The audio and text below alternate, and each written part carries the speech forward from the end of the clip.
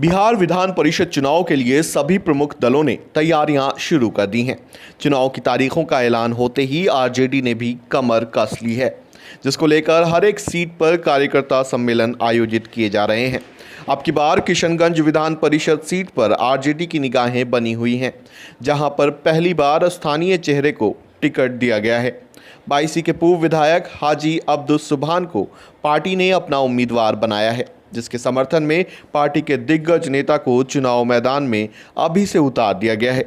इस सीट पर आरजेडी का सीधा मुकाबला बीजेपी से है, जिसके निवर्तमान उम्मीदवार से सीधी टक्कर है।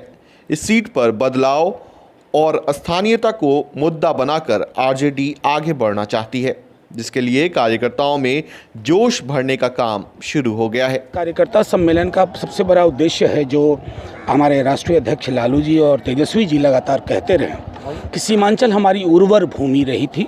पिछले चुनाव में जाहिर तौर पर कुछ न कुछ कमियां रहीं, उसको दुरुस्त करने की कोशिश हो रही है। साथ ही स्थानीय निकाय चुनाव में हमारे एक बहुत लोकप्रिय चेहरे हाजी सुभान साहब वो दल के उम्मीदवार हैं, और दल का क्या कहूँ, दल के चेहरा है, चाहे राष्ट्रीय अध्यक्ष लालू जी हों या तेजस्वी जी हों, वो सीधे उनके बिहाफ पे हाजी सुभान साहब लड़ रहे हैं।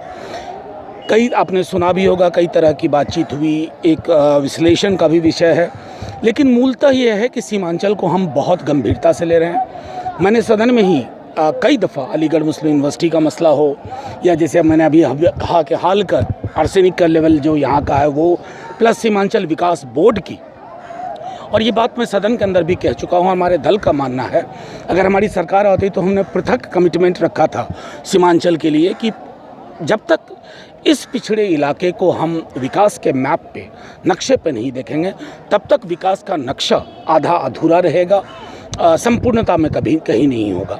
देखिए, मैं आपको सीधी सी बात बता रहा हूँ। मैंने सुबह एक पत्रकार मित्र ने कहा था, मैंने कहा था कि जो उभार हम देख रहे हैं 3/4 से ज़्यादा सीटें जीतेंगे।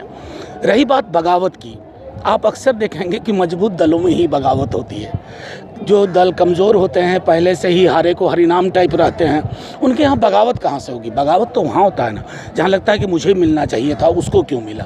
जाहिर तौर पर पार्टी ने निर्णय लिया फौरी तौर पर, बिना वक्त गवाए, दोनों ही जगह जहाँ का आप जिक्र कर रहे हैं, दोनों ही जगह पार्टी ने बिना इधर उधर पद देखते हुए फैसला लिया, 6 साल के लिए निष्कासित कर दिया।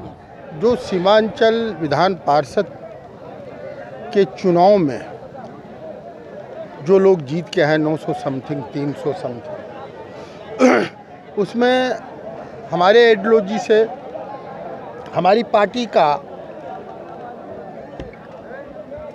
ज़्यादा लोग हैं और हम उन तक पहुंचने की प्रयास कर रहे हैं।